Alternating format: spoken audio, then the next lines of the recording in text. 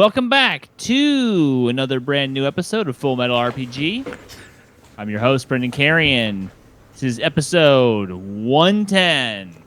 Today I'm joined by RB motherfucking K, holding it down in the control room. What's up, Richard? How you doing, buddy? It's so difficult to hold things down. All the things have to be bolted and unbolted and clicked and unclicked.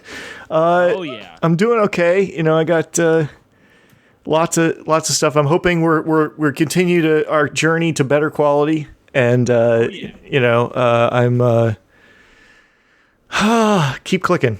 Everybody just keep clicking. Constant improvements. That's right. Welcome to all the listeners. Welcome to everybody who's watching with us right now.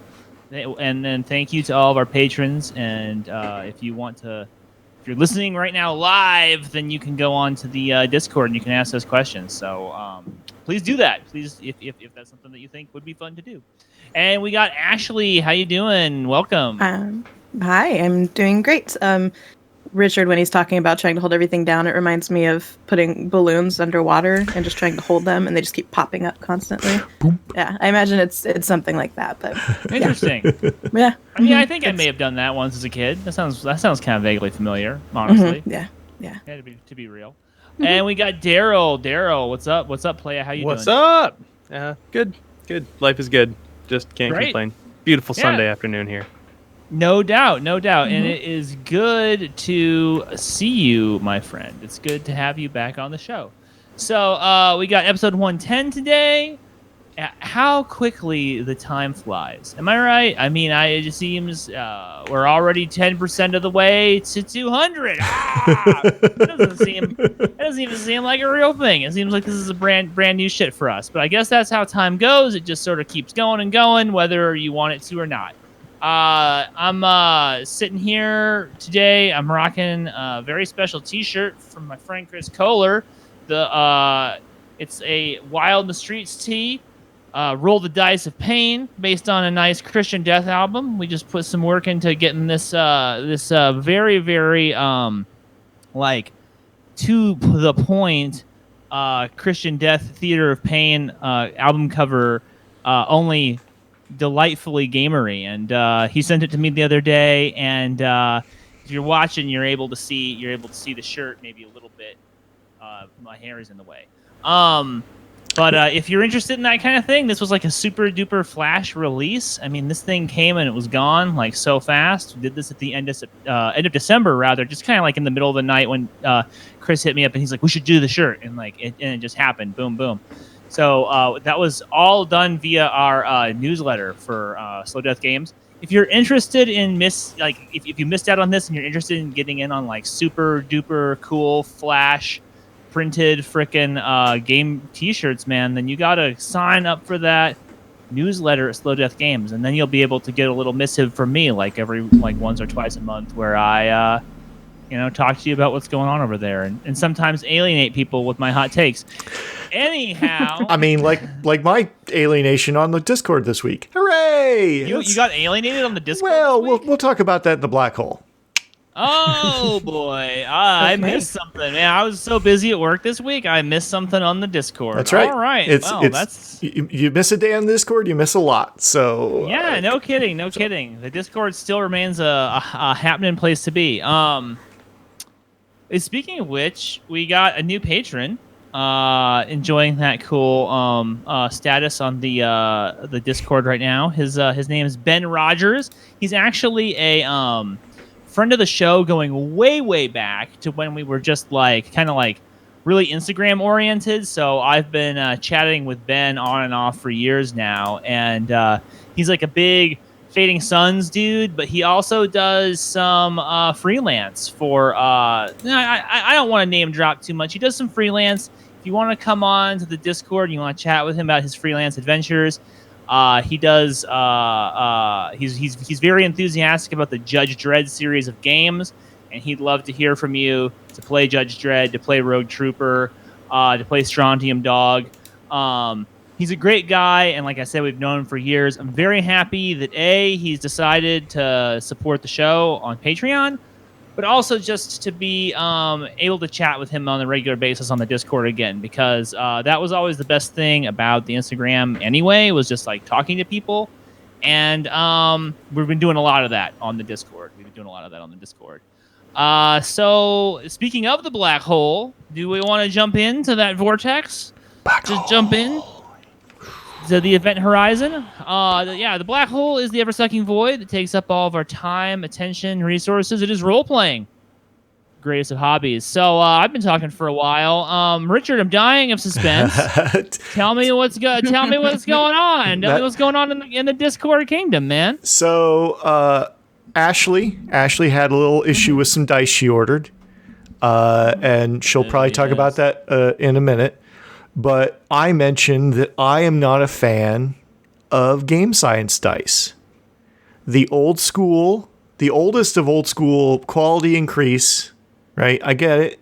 In the 1970s, it was a quality increase. This is a hot take, bro.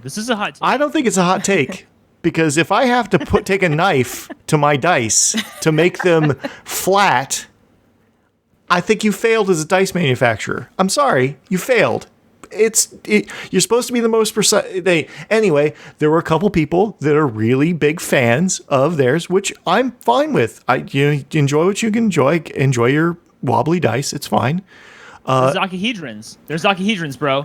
Yeah, it's fine. I like the sharp corners. I like cutting myself with dice. It's cool. I get it, but that's why I bought them. But then, they got some knobs on there. I got to get my hobby knife out and some sandpaper.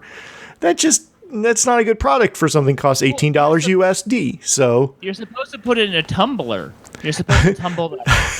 That's literally what they say is we don't tumble our dice, so that's why they're better. That's literally what they say on their webpage. It's like, do not tumble these dice. They're better because of it. So I get it. It may have me. I have a thought for a show topic that might come up later, but I'll add that to the show notes. But it's different styles of gaming. It's a very inflammatory title. Progressive versus conservative gaming. Anyway. But you can be, conservative in your, you can be conservative in your gaming and liberal in your politics. It's a thing. But I also got some really cool Kickstarter stuff. So, finally got. So now that you're done setting game science ablaze, you're gonna tell us about your Kickstarter. Yeah, I'm gonna tell you about things I like, and I got a couple of books from Diogo here. Nice. I got Screaming from Amongst the Stars, right, which is a sci-fi little pamphlet game I'm holding up here on the covers on these are ridiculous.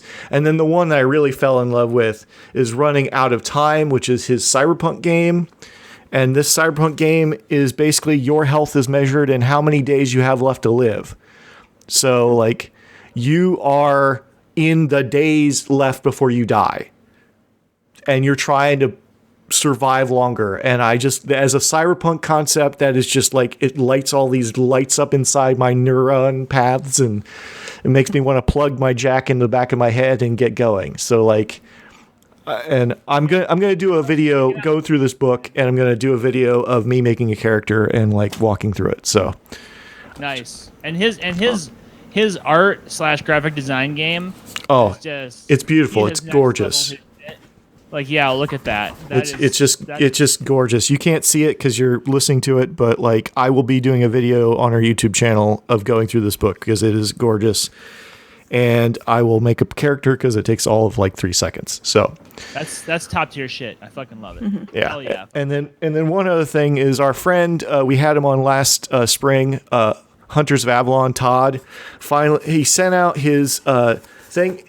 I ordered a dice tower because I was like, I'll give him $10 or whatever for a dice tower, but then it gets delivered in this gigantic chest. So the dice tower. There's something extra about this box, actually, by the way. I won't spoil the secret if you order one from him, but there's something cool about this box that you don't know. But this thing, it looks like it's made of MDF. Is that right? No, it's balsa. It's not MDF. It's ply. It's oh, okay. But it's really nice designs around the edge. It has the logo and some stuff on the top. But it's a legit big box that you could carry. Have multiple pounds of dice inside of. But it's just. Do you think you could use it as an in-game artifact? Oh, for sure. Like, yeah. Like, you could put like kind of cool gold coins inside of this thing, you know, and hand it around and like have like you could put a puzzle inside of it easily. This would be a great puzzle box, like a latch. Did I see a little dice in there? Oh yeah, that was another extra thing. Is he made these like dice that are also. Yeah, they're also like this game. It comes with it. It's like a push your luck kind of game. Oh, it's like an in-world game. It's like it's like these 3 dice. It's like called the Fox and the Hunter or something like that. But that came with it. There's all kinds, and there's a secret that is in this box that I won't talk about. But yeah, you just did. No, no. There's another secret that I can't tell you. I'm not going to tell you about. So unless you want to ruin it. Well, he's not going to reveal the secret. He's revealing the existence of the secret, but not what the secret is. Right. There. Look deeper. There is always another level. Goodness. But yeah, that was quite the surprise when I opened that up.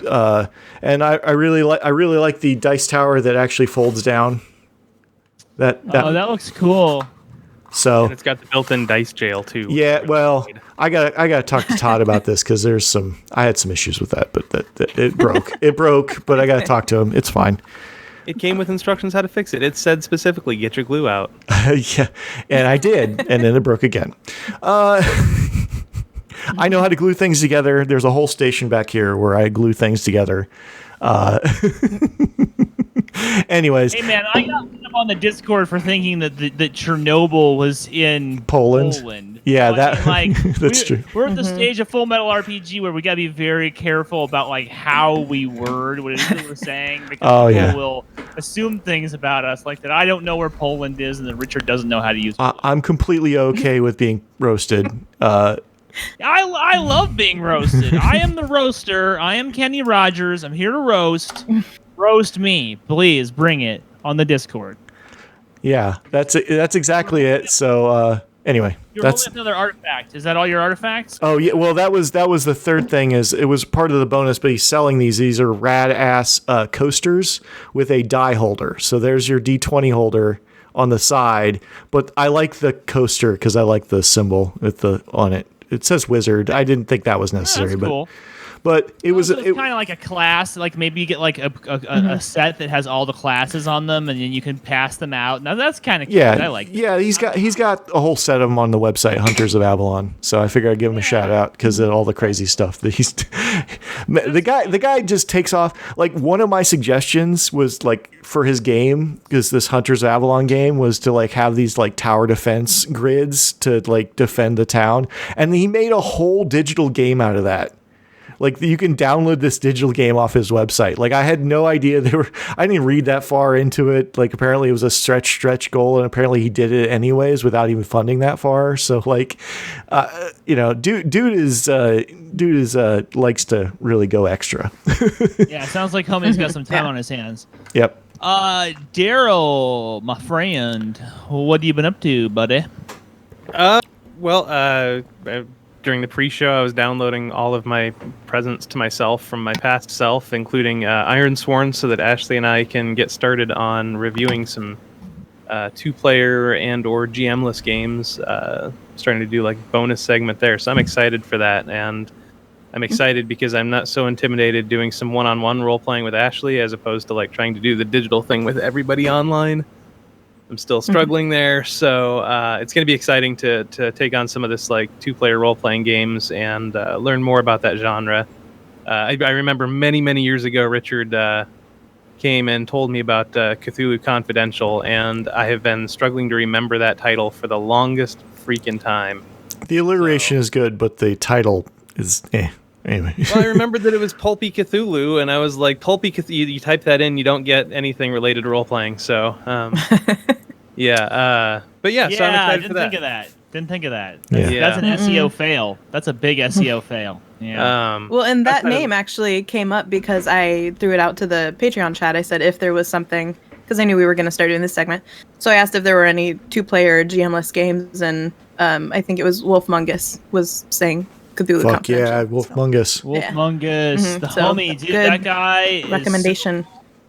He's fucking killing it on the Discord too. He's always got something supportive to say for everybody there. He's interested in some cool stuff all on his own.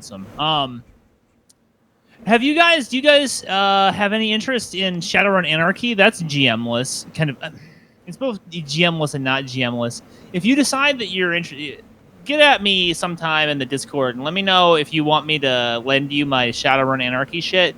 That game is in a weird place, a weird space design-wise, where it both has a GM and then like doesn't have a GM. Anyway, like the GM is almost like this superfluous, like vestigial GM. I don't know. If you want to look at it, let me know. I definitely do. I love Shadowrun, and I hadn't looked at the Anarchy yet, so that'd be fun. Yeah. I mean, it's I'll get it. I'll get it over to you. Ashley, how about you? What have you been up to? What's the crack-lacking? Are you done, Darrell? Did I fucking cut you off? I'm good. All right, cool. Ashley, lay it on me. Okay, well, first of all, some of the things that Richard talked about, I actually have things to add on. So for the dice, we started our Ravnica campaign this week. And so for the DM, it's his first time DMing. And I was like, it would be fun to get he loves Dimir. So it was like, Dimir is like the spy guild in Magic and Ravnica. So I was going to get him custom-made dice that were a whole set of black and blue, which is their colors, and the high number on all of the dice is the Dimir symbol and all of that. And I waited over a month to get them, which for custom dice, I was like, okay. And the price I paid was what you would pay for custom dice. I got them in and I took them out and I was pissed. Like, I shared pictures in the Discord, and that's kind of what prompted this whole discussion about dice that, game science dice and all that. But game science stands. Anyway. So I work with Inkfill at work. I work at a machine shop. And so I understand when you're doing part marking type stuff, Inkfill sucks. I fucking hate it. So I get that. But you clean it up before you send it to your customer. And it's like, he did not clean this up at all. I mean, there was ink smeared all over the faces of it. And I took it to work and I just used alcohol. I used isopropyl alcohol and it came off. So it's like, he could have done that easily. And Richard pointed out the actual numbers looked like some of the mold was still in it, and it was. Like, I could scratch it out with a paperclip. I mean, just really, I was very unhappy because I'm like, you rushed through this, you paid no attention to the quality of it whatsoever. But granted, I work in an aerospace shop, so our quality and inspection is a lot higher than you would get for custom dice, and I understand that. But I showed it to our inspectors, and they were just like, this is horrifying. And I'm like, I know, these dice can't go to space. Like, it was, yeah. But It was, I was very disappointed. It was awful. The percentile. This was a regretsy situation, right?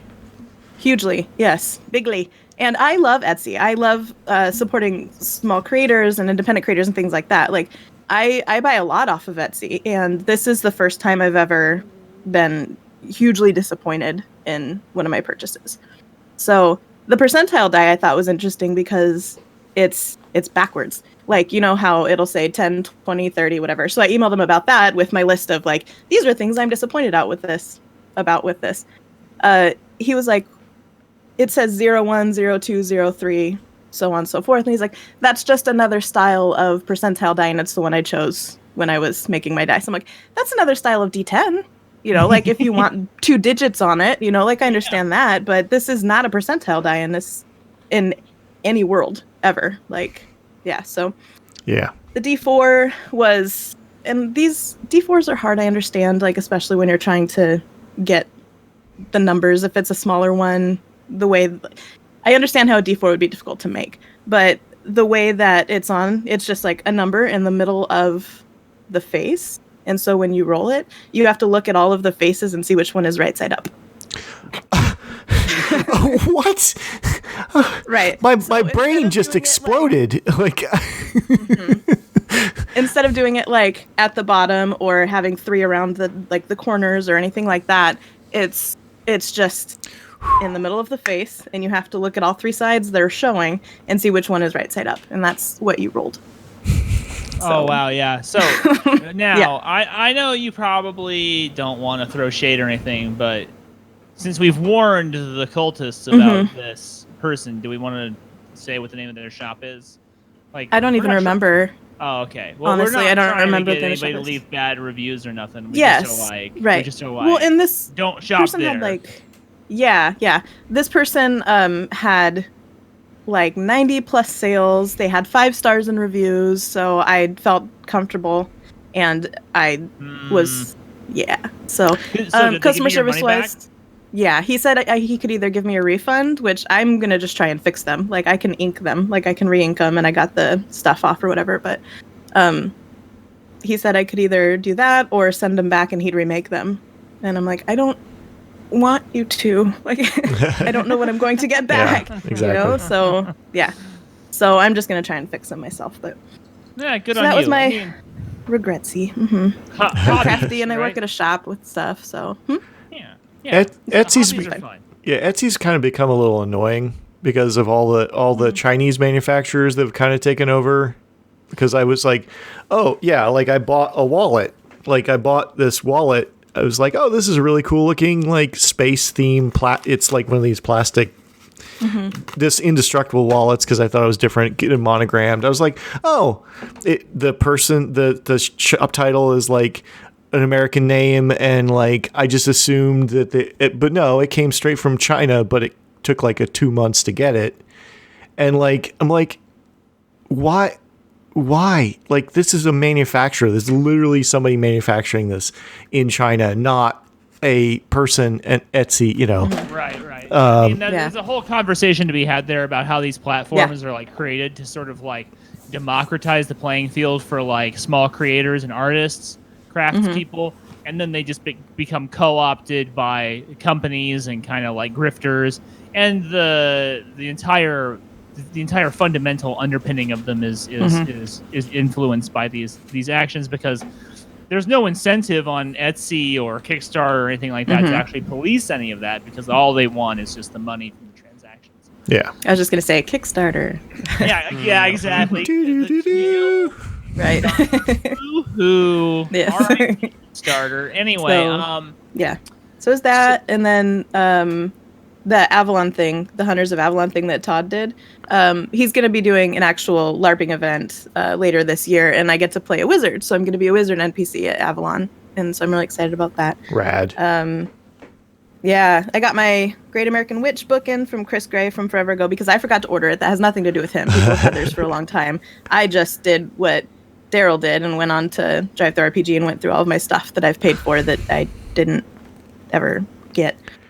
Pathfinder 1's still going strong. I love that campaign so much. It's great. Pathfinder 2, we finished the intro module and no one died. We got through it and everyone was alive. And I really thought our barbarian was going to die at the end. Thought or hope? She came so close. Thought. She's my niece, my character's niece. We're, related, but yeah. So really excited about that. We're going into a homebrew module, like our GM, the one I was telling you about, that's running Pathfinder 1 and 2 weekly. He's going to now move into homebrewing what we're doing. He's not even going to be following a module anymore. So I'm like, that's up to you. Like that's both you, easier so. and harder. Yes. Yeah. Like I said, our Ravnica campaign, we had session 1 this week. I'm really interested to see what mechanics come in from Magic. The one thing that I've seen so far is that we get spirits using the spirit token cards. So there's actual Magic cards getting kind of used in the game. You're referring to MTG, Magic the Gathering, the card Correct. game, and how the systems from that game will somehow correspond to the Dungeons and Dragons experience. Yes. Right? Yeah. Mm-hmm. Yeah. Yes. So they have Magic the Gathering cards that we use. Each of us were given a spirit token card, which is from Magic the Gathering. And we can kind of summon it to help us at some point during the game. Oh. So that's the only mechanic I've seen so far that seems Magic the Gathering-y. Is that one use only? Yes.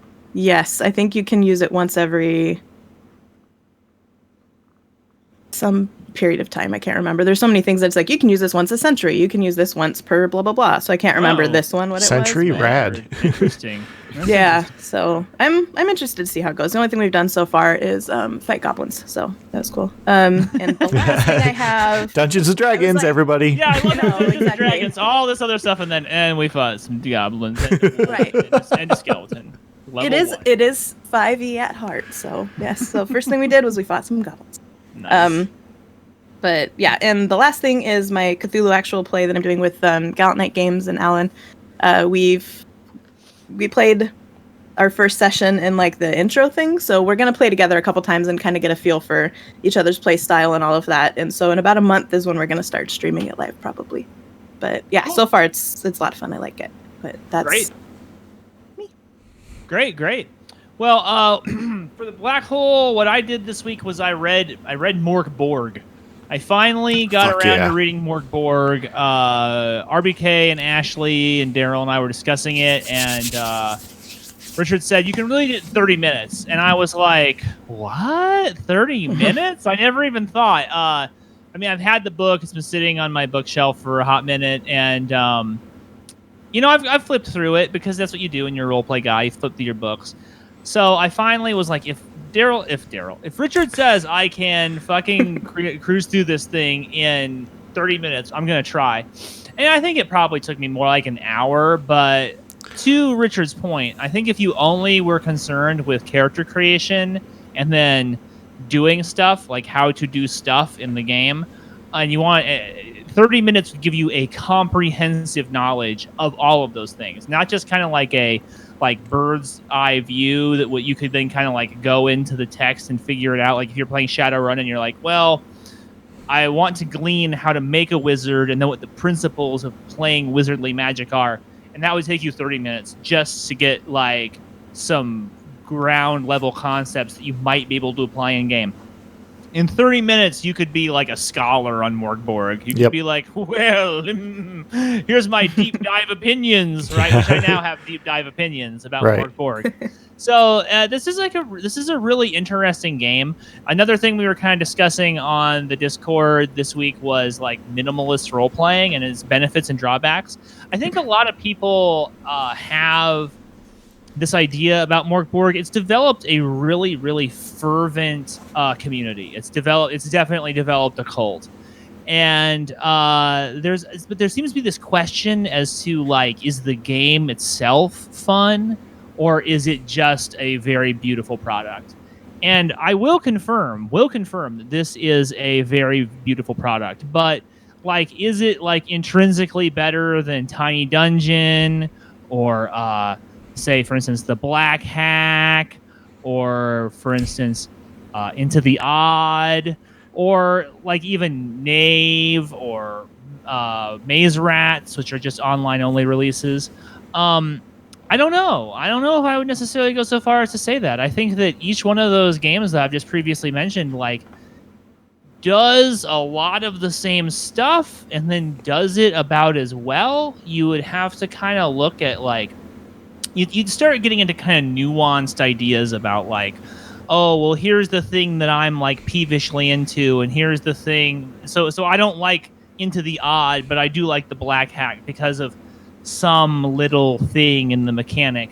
I think that probably the game that Mork Borg sort of like where it sits ideologically is LOTFP, Lamentations of the Flame Princess. It's kind of boggles my mind how much Mork Borg is what I expected Lamentations of the Flame Princess to be when I picked up Lamentations of the Flame Princess. Yeah, right? For sure. Like, because at the beginning of all this OSR stuff, you used to hear about Lamentations, people were like, oh my god, it's so brutal, it's so edgy, it's so transgressive. Yep. And then you bought the core book and it's like, it's just a fucking D20 game. It's like, it's essentially 3.5 kind of summed down from being a labyrinth to being a corridor. You know what I'm saying? I mean, what's the big deal? And granted, there is, if you get the modules, LOTFP does kind of take on a more of a shape.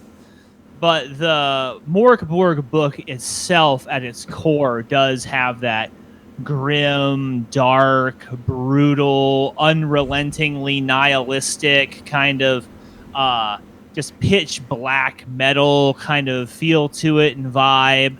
It's strikingly. It is the game I was looking for when I picked up LOTFP fucking almost 10 years ago. And I think if I had picked up Mork Borg or LOTFP had been in this form almost 10 years ago when I was first getting into OSR games, I probably would have made this a religion. I probably would have been like, Morg Borg forever. But that just didn't happen, you know? So now as a OSR player, I look at this and I'm like, yeah, it's good. You know, I'll play this. I will play this. And in fact, I think a little bit later in the episode, Richard and I kind of have some stuff that we want to talk to the cult about. Hell yeah. RE Morg Borg. But, you know, now it's a very good game. And it has, for a long time, I would always say people like, oh, well, my go-to OSR is LOTFP because it's so easy to hack. And it really is. But Morg Borg is just as easy to hack. I mean, there's no sense of what you might call balance in this game. Like exactly, perfect. There's no, yeah. And that's not because sometimes people go like, oh, balance is a concept that is stupid and you shouldn't like attempt to pursue it. So what that means is that we're going to have like very high highs and very low lows, and you should just play and not worry about whether like where you fall inside of that oscillating sine wave.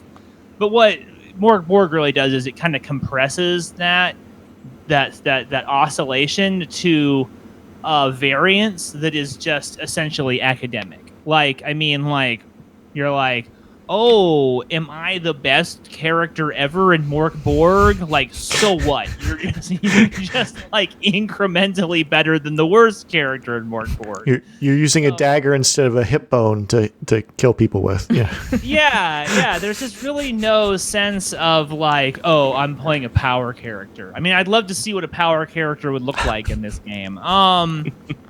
I think probably my favorite thing about it is the concept that in this, I'm gonna Bill. I understand I'm going on, but this is my last point, and I'm gonna make it. I think it's important for OSR guys to hear about this, or OSR chaps. One of the biggest problems that as an OSR GM that you may encounter is that combats become exceptionally boring very quickly. They are really meant to be over and done very fast and to encourage your players to get out of there very quickly.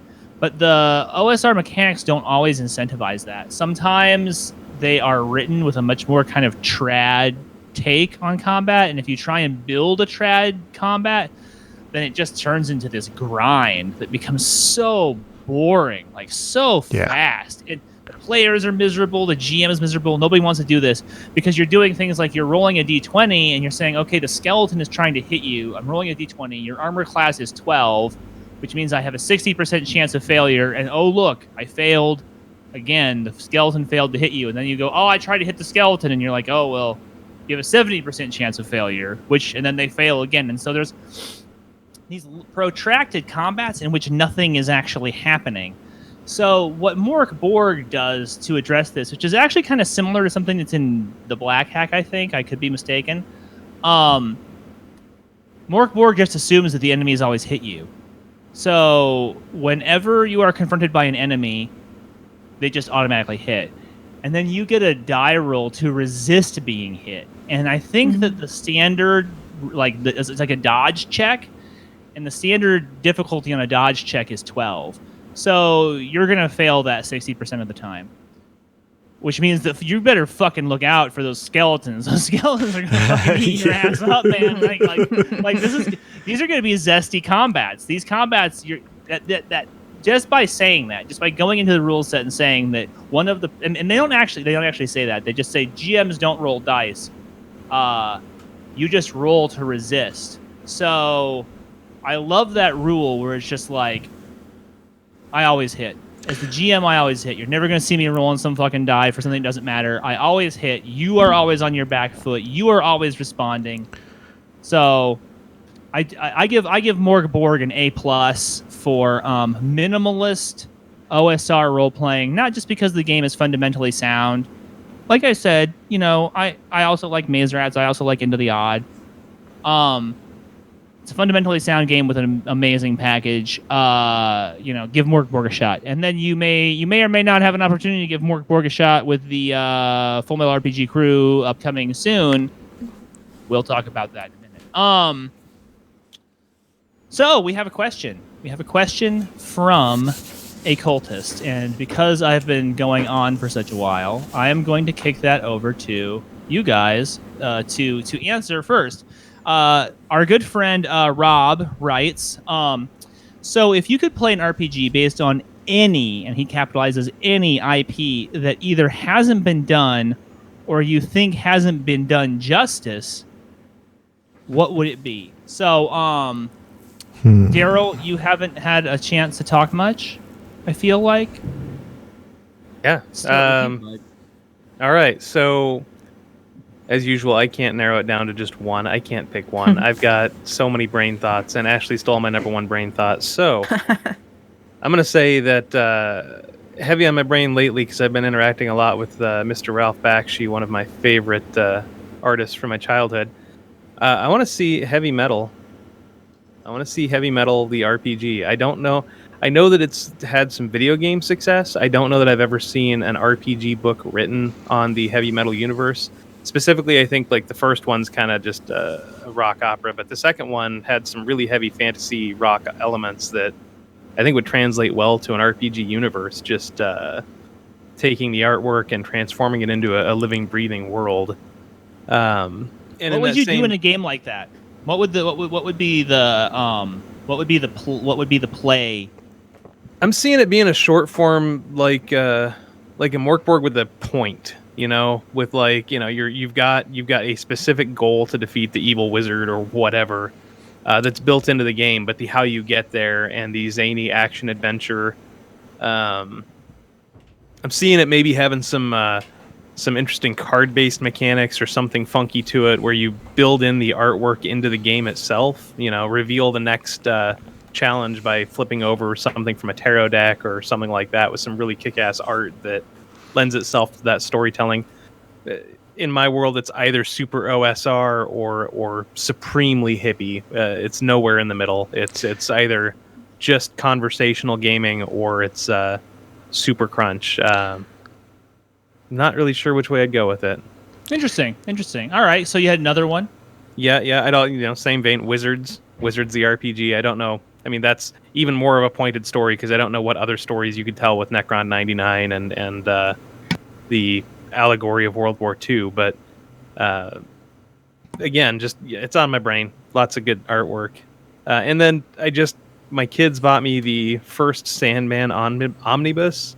I've read it before, and I started my first introduction to Sandman universe was I started with the Kindly Ones, which was a really cool jumping in point, and then I went back and read the rest, and I'm glad I did it that way because I wouldn't have kept up with it if I hadn't done it that way. The first two trades are a little rough. I would be surprised if they didn't come out with a Sandman RPG with the new TV show that's coming. The audiobook was a wonderful addition. It was a really faithful everything except and this is my hot take of the day, didn't like Kat Dennings as Lady Death or as Death. That was not my favorite voice actress to play that role. Not how I heard her voice when I read the comics, I guess. I just love Kat Dennings, so in my opinion, she can do no wrong. But, she's awesome. She's awesome. Absolutely. Just not the way that I had heard Death in my head. But overall, I think it'd be a cool IP to RPG eyes. I don't know. Where would you start? Where would the players be? I don't know who the players would be in those stories. See, okay. I'm actually going to pony off of you because that was actually on my list. Also, I wasn't thinking Sandman, but I was thinking '90s Vertigo, like connected universe. Hell yeah! And if you could do John Constantine, Books of Magic, Sandman, Lucifer, all those fucking books tied together as a role-playing game, and you could just inhabit that world and like engage with like Papa Midnight and Swamp Thing and none of the other shit, because I know that it's all technically part of the DC world because in the first book that shit was Superman and Batman, and I know that they kind of ended the Hellblazer comic and like has spun John Constantine into being like an occult superhero, which I don't like that take. But if you made like a really kind of almost like almost like a mumblecore role-playing game of like a very, very street level, like 90s Britain smoking silk cuts and hanging out at a movie theater full of vampires. I would fucking love to play that game. I'd absolutely love to play that game. Then this is the one. This one actually is kind of like a little bit of a passion project for me, and I this is the kind of game that like I take notes on every so often in this world of serial numbers filed off games, right?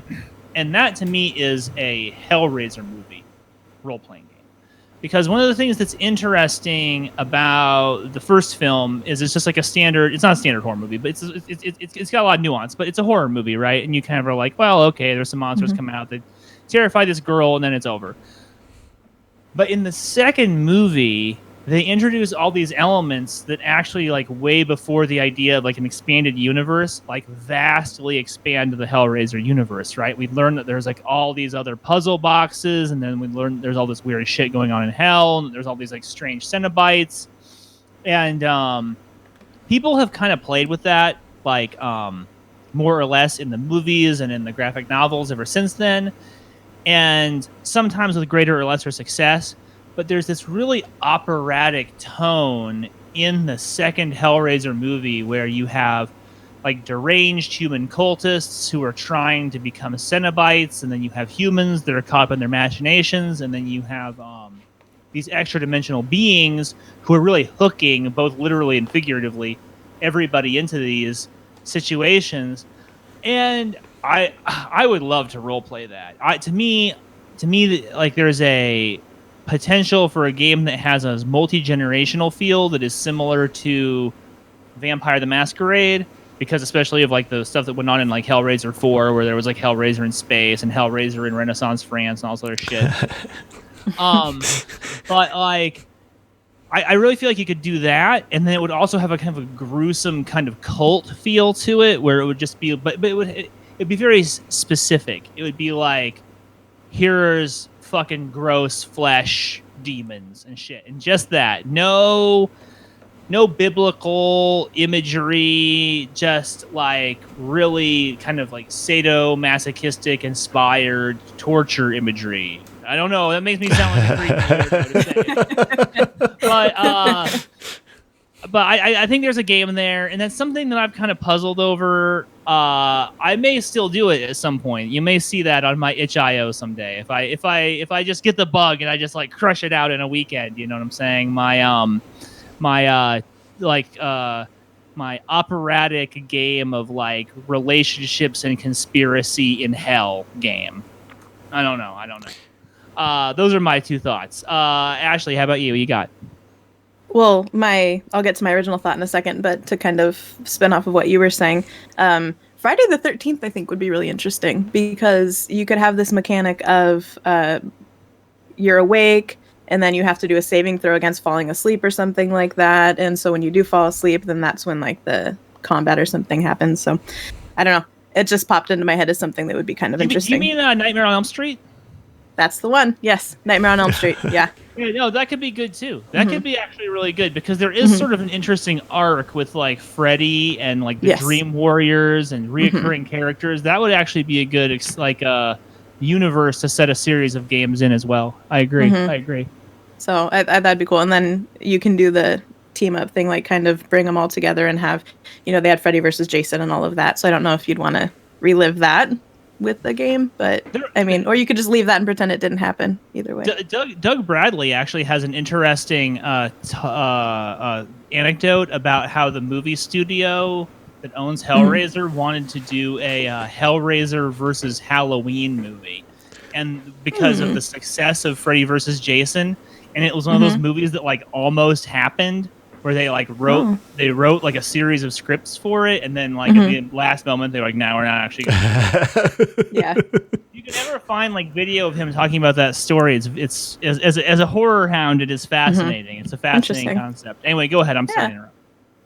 The first one that I thought immediately when I read the question was Lucifer. So, because I've been watching the show. I haven't read any of the comics yet for it, but I think having like a detective-y type feel to it would be cool, and his whole power of getting people to talk about what their desires are, incorporating that mechanic in there somewhere. Yeah, Darrell's holding up the comic book. But Yeah, I think that'd be awesome. And it's because I recently just fell completely down the hole of watching that show, and I have just got really sucked into it. So anything that I can relate that to, I'm going to at the moment. But yeah, I think that would be a really interesting game. And I don't know if you would play Lucifer, or if you would play like one of the other detectives he works with, or if you would play someone who's comes up against him and you have to try and not tell him what your deepest desires are or whatever. So yeah, but I think that would be an interesting world. And when you talked about bringing in the entire like 90s Vertigo universe with all of the different, that would be really cool. I would like that a lot. That'd be awesome, because that expands it and makes it a little less precise on. But based on one question asked by a listener, 3 out of 4 hosts, all kind of on their own, same place. So Warner Brothers, get your house in order. Give us this game. We want to play this game. On some level, I think that the old World of Darkness game was actually sort of kind of winkingly try to sort of do this already with the serial numbers filed off, but they put their own serial numbers on, and so we want the real deal. We want the real deal, Warner Brothers. Give us our Vertigo Books of Magic game. God damn it. Anyway, go ahead, Ashley. I'm sorry. That's it. That's all I had. All right, great. Richard, what you got, bud? So this kind of came to mind because I'm currently reading through Cyberpunk Red, and I'm in the Netrunner section, and it is a different game, but than it used to be in 2020. But the thing I kind of want is Neuromancer, the RPG. The idea, the vision, and this happens in Snow Crash as well. You could interchange this with the idea of Snow Crash. Whatever. I want a net running RPG where it feels visceral. Because the problem I've always had with net running and hacking, and it always is so visceral in the movies. Like this, like jacking, like this slapping, the cuts, the like all the zooming and all that, like, and then like the different things happening. It never feels like that in RPG. Like, it never feels right. And sneak preview of later. Anyway, I would like to play in a William Gibson universe. Wow. RPG that's branded. It's got all the stuff from the Sprawl trilogy in it. No bullshit. And somehow they've made net running visceral. And like having, going up against giant walls of black ice and like all of that, make it feel visceral somehow. And I don't have the answer to this. Like, I could probably sit and think about it, but like, I don't have the answers on how to make this visceral.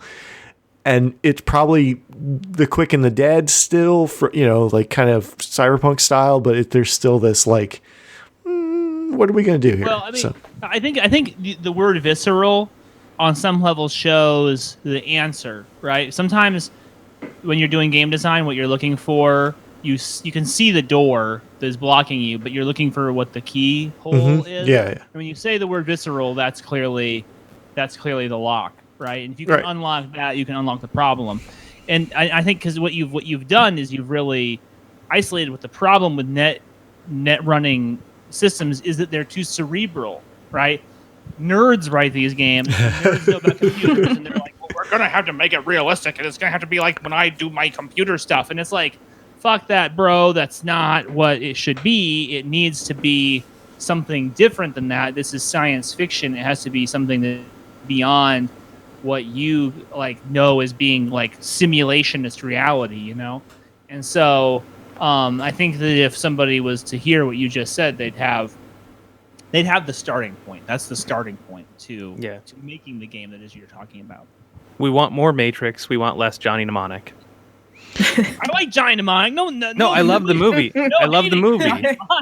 No. I love the movie. It's just when we're talking about the difference between the visceral and the simulationist, I think that Johnny Mnemonic's version of net running and hacking is stylized. It was a use of 3D technology at the time, but it doesn't really represent a thing that you can do in a game. Whereas I think that's where old school Shadowrun and Cyberpunk really like locked it in. Was it was supposed to be representational and not actual, and it was usually a single player experience. Yeah, one decker was doing it. That's not the problem with those systems. Is it as a game master, I'm running two systems at once. It was much worse in the older systems because I was basically having to run an entire dungeon for one player.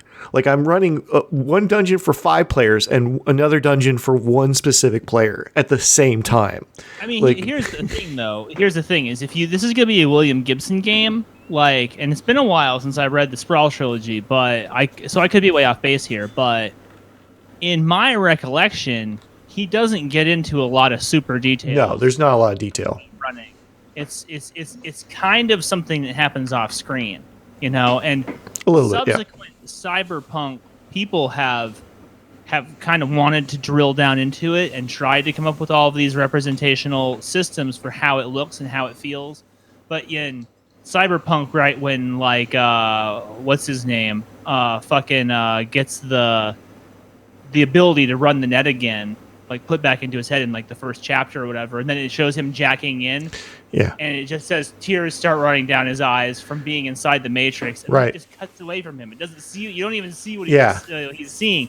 He's just in there. There's this thought that it's some kind of chemical in his brain. He's addicted to running the net, and I want that somehow to be as part of this game as you have this chemical reaction that makes it just this instantaneous addiction to this idea. I almost disagree with that interpretation. Yeah. I know now we're talking about Neuromancer, right. Ultimate role-playing game, but what I feel like Gibson was trying to say in Neuromancer wasn't even fucking the net is a drug that you can put into your arm, but it really just goes into your brain. What he was trying to say is that, and if you see it another way, then please feel free. Yeah. But what he's trying to say is that for him, being in the net was sublime. It was like Buddhism. It was like transcendental. It was like he was literally in a different reality, and it wasn't just it just feels good, man. Or almost summing it down to a chemical reaction is almost too materialist. It's sure. He's like this is religious, you know what I'm saying? And being banned from the Matrix was like being banned from heaven. You know what I'm saying? Yeah, I think that's definitely from his point of view. I think that was very much it. But I think he was. I mean, and he was trying to replace this feeling with all the drugs he was doing while he couldn't get on the net. So yeah. Anyway, we could do a whole show on semantics. Yeah. But I think it was, to me, it was that kind of visceral, chemical reactions. Yes, that's too materialistic, but that's sort of why it felt, it feels so fantastic and this quick, because he's not spending a lot of time dealing with it. You just it's in, it happened, and then you're on with the drama. Yeah, the story.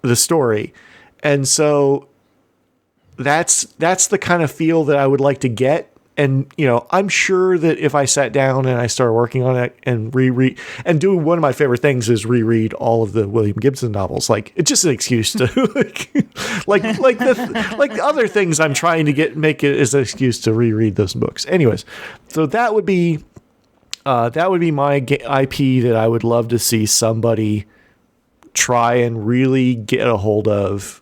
And I actually think it probably wouldn't, if you worked the street for a while, I don't think it'd be too hard to get a hold of that label because it's not an active IP. Mm-hmm. So, but yeah, I would just want to point out Johnny Mnemonic, The Matrix, and Cyberpunk, all in common, Keanu Reeves.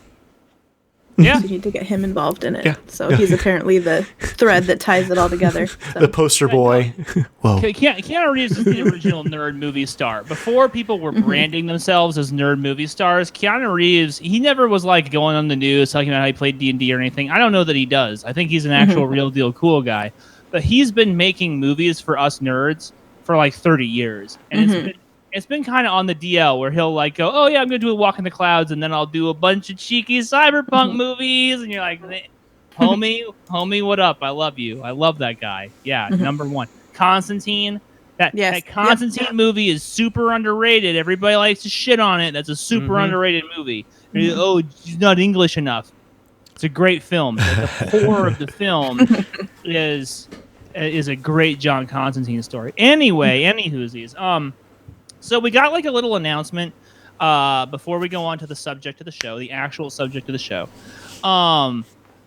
And so we've been kind of looking at the Patreon because it's been kind of blowing up lately, and we've been thinking like, well, it used to be that we were very far away from our monetary goals, and we were like, well, we're kind of on a road to nowhere, you know, like we have some money coming in. It's not like a lot, and that's nice. It's helpful, but we're not really heading anywhere, so we can just kind of like leave all these, you know, goals and stuff up. But then very recently, we've seen like a massive, like an over 50% increase in Patreon donations, which we love, and it's gonna really put us on the road to doing some stuff, especially at the end of 2021, hell yeah, beginning of 2022, that I think is gonna be very special. Now, that means that we need to come up with something to do. We need to do something that's like fucking something fun. Oh shit, we got to do something. Else. Oh shit. Yeah, right. And so we've always had this thing up where we said, "Oh, well, we'll do an AP." Right, and I think one of our big stretch goals was like, it'll be on video, it'll be on YouTube or some shit. And it's like, well, now we're already doing that, so that's not even such a big deal. Richard and I kind of talked about it this week, and I went on to Patreon and I went ahead and I lowered that goal to $200. Right now we're at about $151, I think. And so when we hit that $200 mark, we're going to start doing a once a month AP. When we hit the $400 mark, we're going to switch that to twice a month. Okay. Now, the idea for the AP here is to not bury us in a bunch of work that will make us resent doing the show like it's a job. So what Richard and I kind of brainstormed up was a Mork Borg AP that is done in the West Marches style. Hell yeah. I think Mork Borg is actually really good for West Marches, and I think there's a lot of potential here.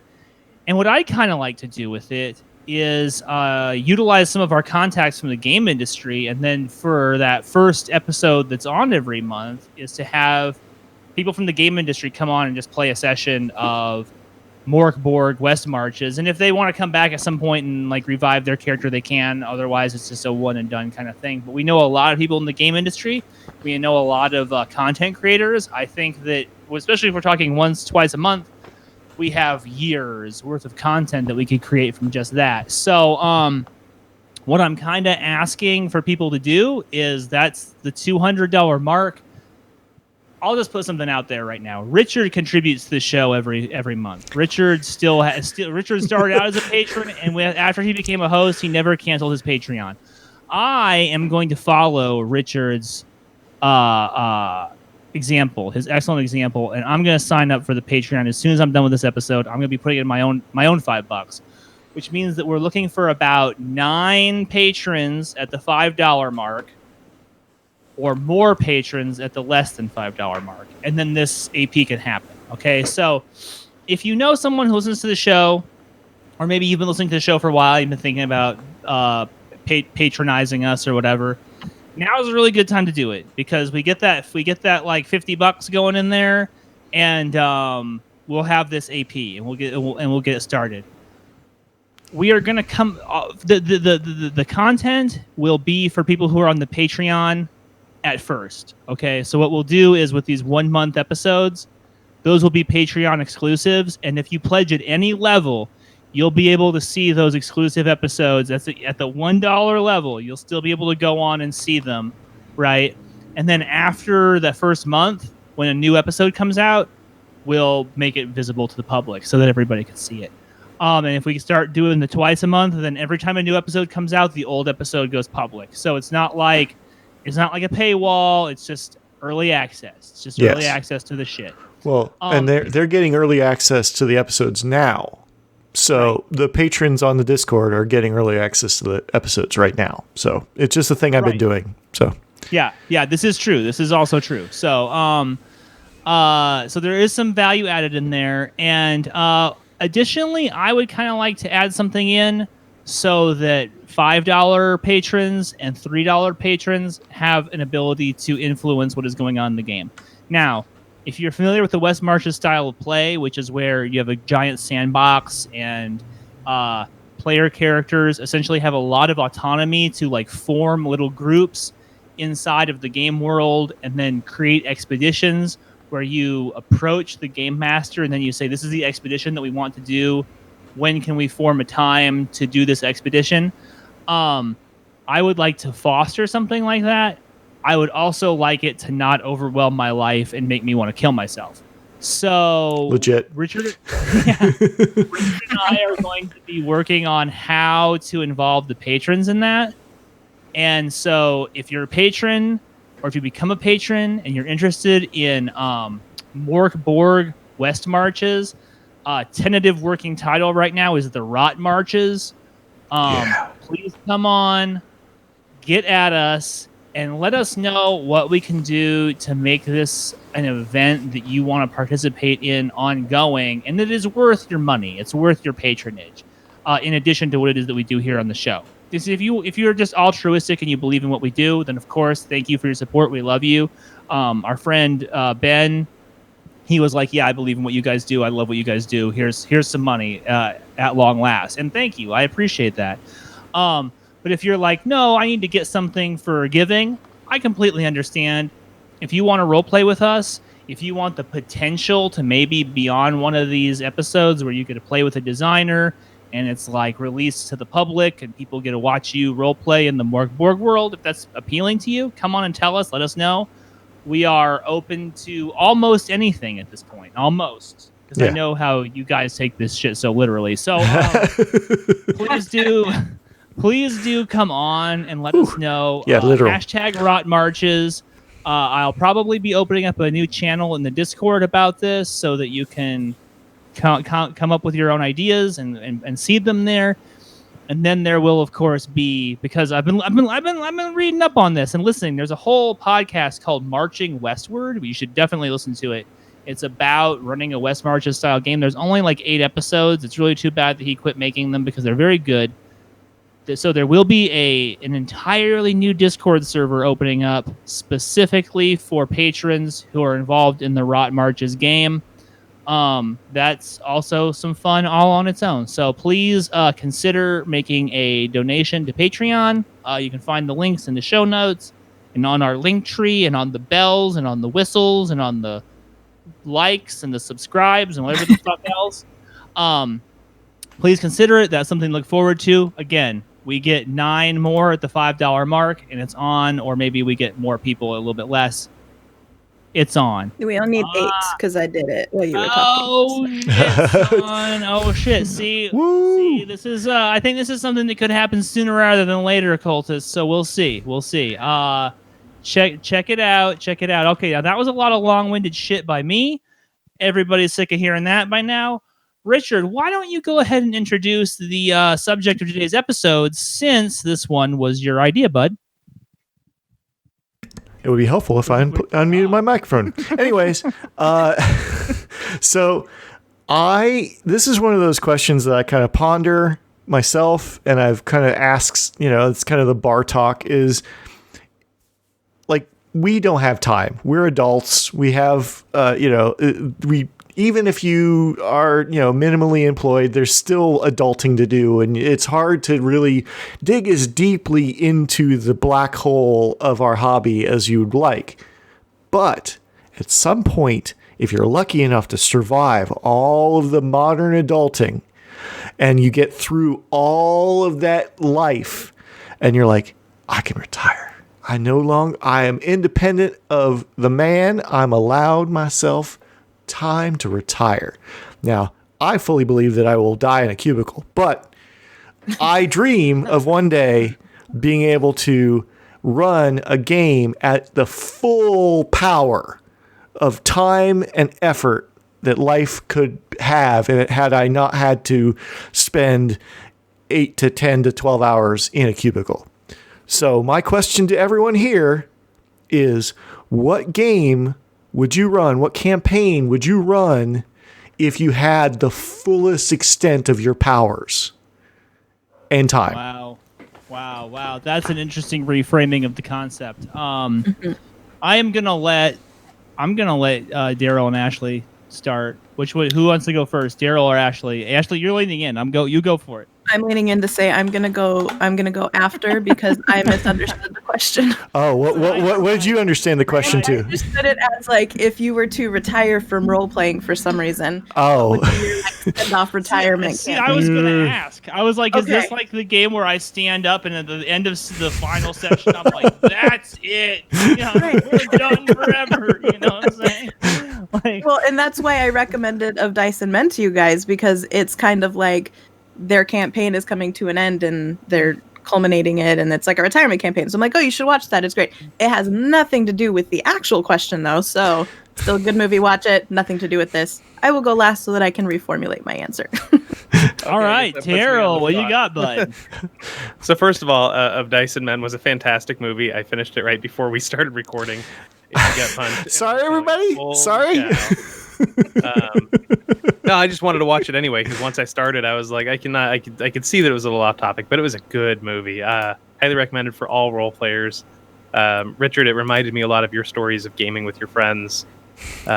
So I will I think I watched part of that movie a long time ago. I think the description sounded very, very familiar, but maybe that's just because my life it's too close to. yeah, you are the happy ending to that story. You and your friends' campaigns are the happy ending to that story. So given infinite time, infinite resources, the ability to sit down and plot out in infinite detail, the first thing that came to mind, I have two thoughts on this. The first thing that came to mind is that I have observed, and I think Adam Maxwell was the one that kind of put it in my head, that there is an arc in all gamers' lives. That we start with fantasy, we start with Dungeons and Dragons and killing orcs, and we move on to more mature themes like sci-fi, and then we move into hard sci-fi. But that all gamers kind of tend to move around towards historical games in the end. That everybody seems I was gonna to say, in their do we end up retirement. becoming historical guys? Right? Yeah, we've got millions of 15 millimeter Scots Brigade painting tiny plaid onto miniature kilts with our like super jewelers loops. And so bearing that in mind, bearing that this is the potential future of my gaming, I have to tie in the historical aspect to the horror aspect and say that if I've got, let's say I retire at 67 and I'm lucky, and that I have a 20 years to just kind of exist and game, I'm going to do a World War II simulation, horror themed, real time game. Oh shit! Day one, the fall of Poland, the invasion of Poland, and maybe even start farther back from that. But then day by day, the game kind of builds itself because you've got real historical events that are happening that you can kind of fold your players into.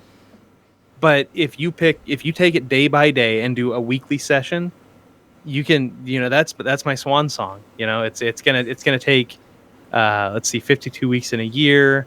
So that's 52 days. I mean, yeah, that's a good 4-year campaign to get through the majority of the events of World War II, and add in the horror and supernatural elements, a little bit Hellboy-ish kind of deal to it. So that was the big thing that popped into my head, was just tying together the inevitable historical demise of my gaming future. And I say demise, if you like historical gaming, fantastic. It's really not my jam. World history was a subject I got through in high school, but did not super enjoy outside of medieval Europe.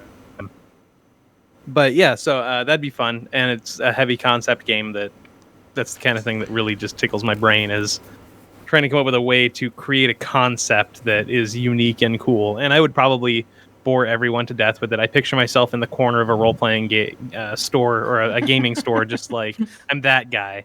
You walk in and you're like, I'd like to play a game, and they're like, why don't you start with that guy? It gets better. This is one of my questions, right? When we talk about the retirement game, right? Does this mean that because I feel like I've seen some retirement games, at the game store, you walk in and there's like this group of like crusty looking grognards like sitting in the corner, and they all look kind of like pissed or like they hate each other kind of, and then they're playing some like really detailed fantasy game. They're playing, and everybody whispers like they've been playing this game for 10 years. You know what I'm saying? Like, is this what we're talking about? Well, like, I was with Adam and like Ben, and we all have big beards and they're white, and we have like overhangs over our belts, and I mean, it could be like a 1980s could be IBM wherever you're at. It could be wherever you want it to be. I envisioned it as like being one of the things, you know, that's always a bit of the issue is the retirement, you know, or us having time to have people over, right?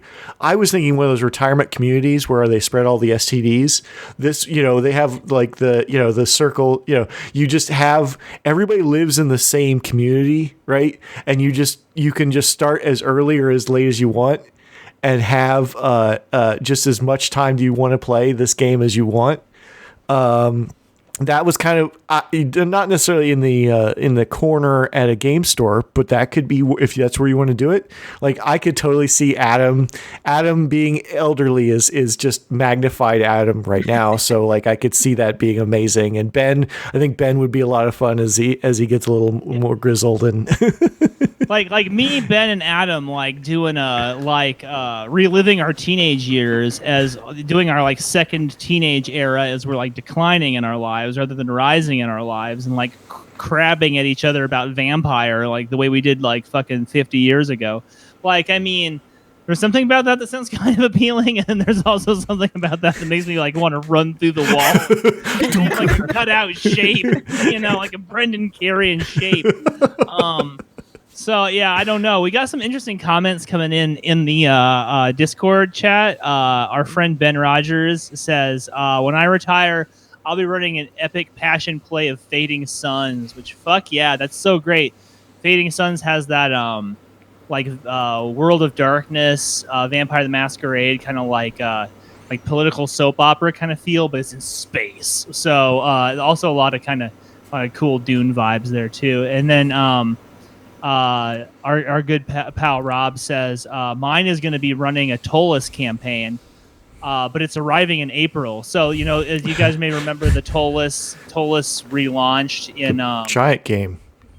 Yeah. I mean, on some level, I like, as much as I like to thumb my nose at Monty Cook and his style of game writing and his ethos as a designer and as a marketer. Like, I have to say, Rob's Tolus game sounds fucking rad, because I love city games. I love games with like lots of like finicky detail, and Tolus is the top end of both. It's just like, oh, it's a city full of finicky detail, and you can literally spend your entire life going from like shop stall to shop stall trying to find out what's in all of them. And like the book's like 8 inches thick, so like Monty Cook has written what is in each shop stall, you know. Oh jeez. But Darrell, what system do you think you would want to do with that World War II game? You know, it'd have to be something weird. If I had to pick today, it would probably be Blue Book Chronicles of Darkness, because I'm familiar with it and it goes so many places and it's so easy to narratively craft things. But I think also that I might get crunchier with my old age. And just for the added challenge, because I've got all this time to plan it, I mean, why not do it in like an advanced Dungeons and Dragons system? Just kind of homebrew my own World War II historical horror game in advanced D&D. Why so not? Brutal. Don't do it in D&D, please. Anyway. Yeah, you're hurting me, man. Yeah, that's kind of painful. Also, breaking news. Dan, my friend, who's also a patron, just upgraded his pledge because of the Morkborg possibility here. So, thank you. Breaking news. Thanks, Dan. Yeah. I suspect people will be motivated by this, by the Rot Marches concept. Although I could be mistaken. I've been wrong before. Darrell, we all know, and Mark Boardman will tell you that the only appropriate system for the game that you've proposed is Twilight 2000. So, especially if you're gonna homebrew a bunch of supernatural crunch, you need to start collecting your Twilight 2000 collection of books now, preparing for your retirement. And you should probably start reading them too, because they're dense. Start now for when you retire and tiny font. Yeah. Also in the chat, Chris says you need to paint your minis. I know, I saw that. Thank you, Chris. I will. This week, actually, I've got some downtime, so mini painting is in my future. Oh, good man. All right. Excellent. All right, so Ashley, what are you thinking now that you've had a second to reconsider? I think that my retirement's going to be spent painting all my minis to, go with that. Hopefully I'll get them done before then. I don't know. Yeah. I think that mine is going to be Star Trek, because that's been kind of a theme. I remember watching Star Trek when I was a kid with my mom, staying up way too late. Yeah, so I think that there's a lot of places that could take you. So whether you're in, the Delta Quadrant or the Alpha Quadrant, or you're on the Deep Space Nine station, or you're in Picard's winery in Picard, like there's so many different places that could take you. You could be on a ship. You could be on the Lower Decks ship, which is pretty much just Memory Alpha. If you ever want to see Lower Decks as an actual play, listen to Memory Alpha. It's the exact same thing. And then on top of that, you've got the holodeck, and then you've got the other planets. Like, there's just so many places you could explore if you had the time to go into all of the different corners of Star Trek canon. Oh, dude, for sure. And Ben is plus oneing your Star Trek idea. Cool. It is, yes. because that I gotta say, that is jaw-droppingly good, because the format of Star Trek is this kind of like the 5-year mission or the 7-year mission or whatever, and you could almost do seasons of it. And you're right, there's just so many opportunities to do like interesting little adventures and side adventures, and to really kind of do whatever the fuck you want with it. There's just there's so much going on there. That is super. Yeah. What system do you think you would want to use? Probably Tiny Frontiers, honestly. I love the Tiny D6 system. Any Tiny D6. So Tiny D6, any game they come out with, anything that Gallant Knight Games puts out, I'm pretty much immediately my ears are perked up, because I love everything they do. So I would probably use Tiny Frontiers, because since it's so open, it lends itself really well to just, as Chuck Tingle says, buds around a table telling a story together. Oh, yeah. And yeah, so I would, all of my friends that I do the Star Trek cruise with every year, except this year because plague, but I could imagine getting us together and just going deep into, nerdy goodness, and just having the openness and ability to do that with a system like Tiny D6, I think would be really good, because we would go off on so many different wormholes we'd go down that we wouldn't be able to, probably. Both literally and figuratively. Yes. That's awesome. Yes. That's awesome. Yeah. Cool. No, that's a great answer. I love it. I want to be in. I'm in. Cool. Awesome. Richard, what are your thoughts, dude? It sounds gonna. My version of what is kind of what Ashley's saying, but grimmer and darker, because that's who I am. And that is basically, it's not The Expanse, but it's going to sound a whole lot like The Expanse. It's basically a solar system wide cyberpunk game with multiple levels where you could play the corpse, you could play the ships running around, or you can play on the net level. Like, so there's like all these different sub factions, and really get to dig into getting that tech right, and then having the weird transhumanism stuff kind of come in as the technology evolves. You get more genetic engineering as people start to actually adapt to space, and which is funny because that's how The Expanse started. It was literally the guys ran a role-playing game and then wrote books about it, and now it's a role-playing game in itself and a TV show. But I really, path of creativity. Yeah, I love space. I love cyberpunk. That's the thing that I don't think they quite, that's the thing about that I would be adding to The Expanse, because there's not like a whole lot of like a cybernetics and like cool, like, they already have some transhumanism that they don't really show in the show, where it's like, oh, all of the people in outside in the mines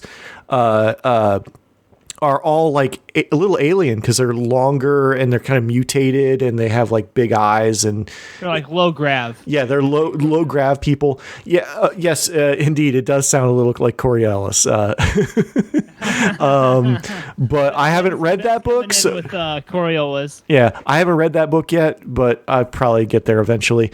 I would probably run it in the fusion system if I had to, of the cyberpunk system. But I would. Why fusion? Well, because I would probably, it's easy for me to modify and I can dig deep and make, many numbers up and down. I can really allow myself to have crunch because that's one of the reasons I'm not a huge fan of crunch is I don't have time for it. I don't have time for it to make any kind of sense to me, let alone make it worthwhile in the game. Where if I have all the time in the world, I have time, I can like go ahead and have deep social and political things going on, which is what I'd prefer, but also make it so it's worthwhile to like work on upgrading your technology and really make it make sense to like have like, all kinds of weird projects and sci-fi things happening. So see to me, first of all, I'm actually going to kind of take issue with Ben's assertion at Coriolis because Coriolis is it's so kind of steeped in this kind of like this mythology, this like future mythology and kind of like spiritualism and like this concept of Islam and like future Islam and stuff like that, and it's decidedly off-world. You didn't say whether this was going to be like our solar system or a different solar system.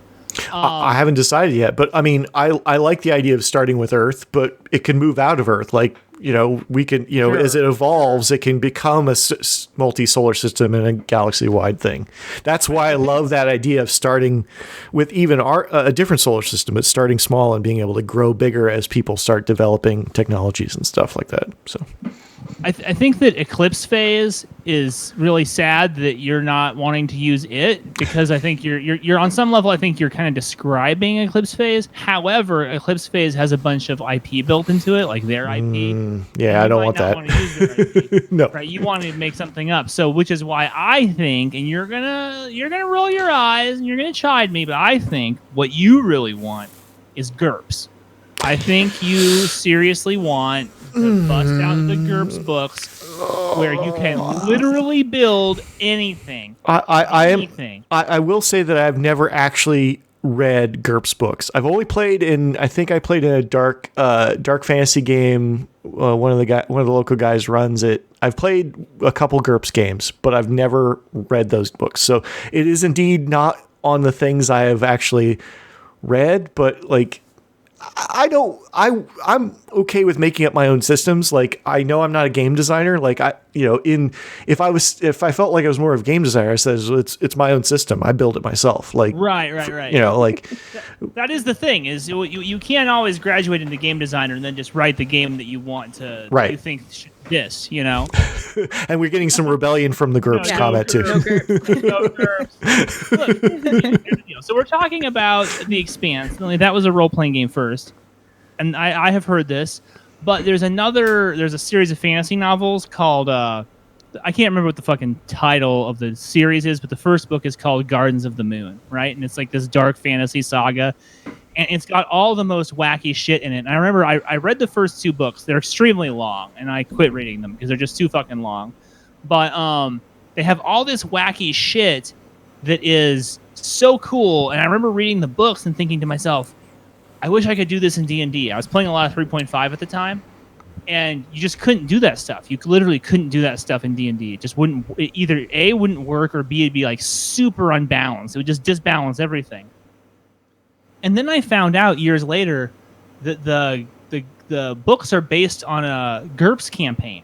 That all the books are essentially just like transcriptions of what happened in a GURPS campaign, and that's why there's all this crazy shit in there. There's like black powder firearms, and there's a fucking elf city that like floats on a rock, and there's like a dragon that comes out of tunnels in the bottom, and there's like a mage. There's mage character, a battle mage, who dies in like the first 20 pages of the book, but his soul gets shunted into a puppet that he has like set aside as being kind of like a backup. in case he ever Neat. dies. And so he spends the first 1,000-page novel walking around in this like puppet form, being a bastard to people. And you're just like, it was super awesome, and you can't fucking do this shit in D&D, but you can do it in GURPS. And I'm just saying. I know our homies are disagreeing with me, but I would. think about I'd be it. perfectly. I should. At some point, we're going to do a GURPS deep dive. At some point, that's just going to be one of those, like, somebody's going to make a bet and lose it, and then we're going to have to read fucking GURPS. See, that's the thing. You say, I've never read GURPS, but who reads GURPS? Isn't it basically just like a reference manual? I mean, it's like as big as a telephone. Well, I mean, that's like all game manuals are all reference manuals. Like reading any, there are some that are better written that are more. Some are more referenced than others. We'll just say that. GURPS is a phone book for role playing. I am a huge proponent of GURPS, so I guess this is my hill to. Yeah, that was. The year was like 1991. I was fed up with the D&D stuff with my sister and her friends. I picked up the GURPS sci-fi book. It had a cool-ass cover on it, and I dug just flipping through it and reading all the stats on everything, and I'm like, this is really cool. And then many years later, Adam Maxwell gave me a copy of GURPS Werewolf that I was like, oh, this is kind of neat, and it got me back into... That was like the first new role-playing book I'd had in years, so...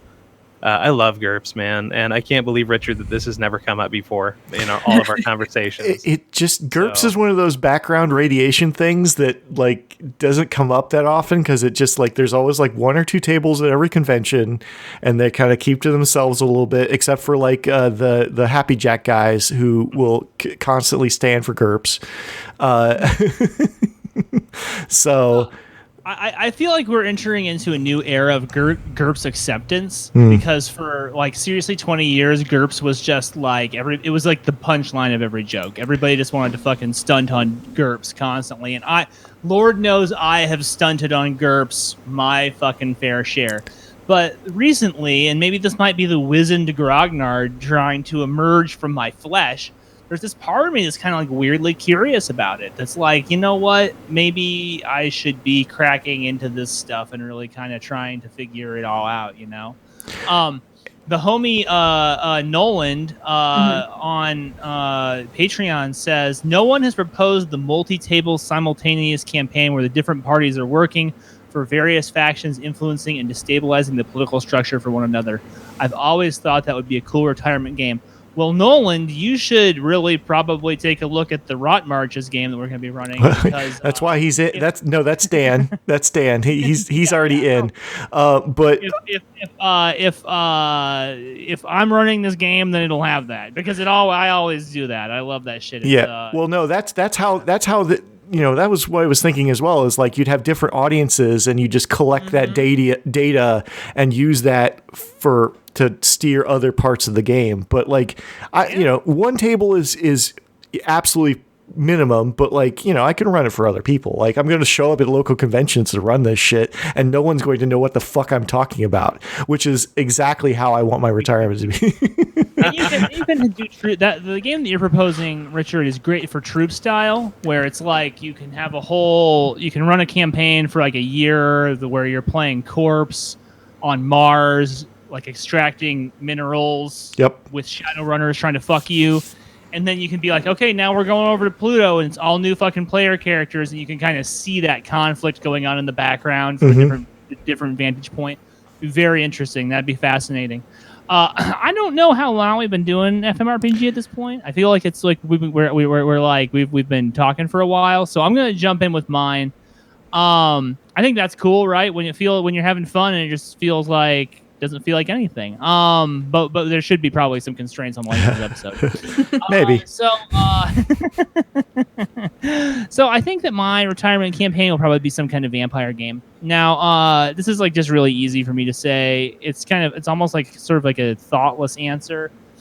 I almost feel like when I actually come to it, there's that it might just end up being a fantasy game that is incredibly political, like a hyper political, multi-generational, super intricately detailed fantasy game, right?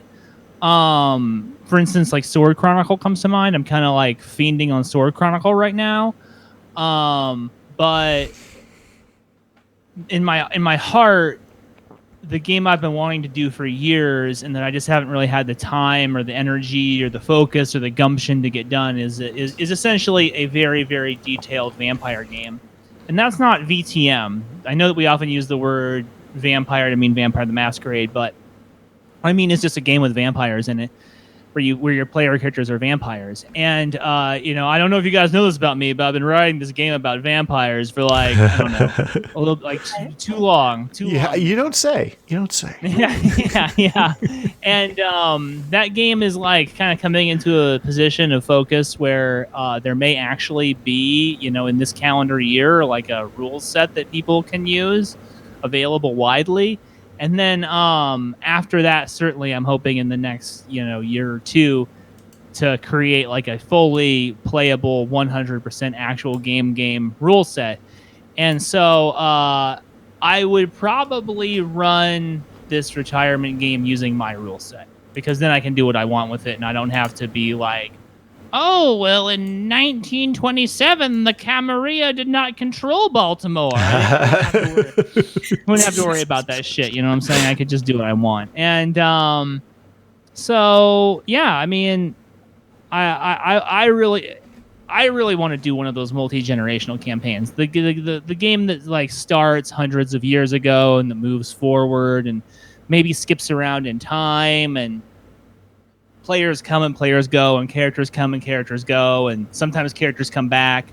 That has been, I mean, that's the thing that really kind of married me to role playing, I think, in a certain way, back in like 1996, when I was just like, well, this is what I'm doing for the rest of my life. You know what I'm saying? Like, is doing that kind of role playing. To me, there's just like nothing better. I could see doing it Vampire the Masquerade 2nd Edition.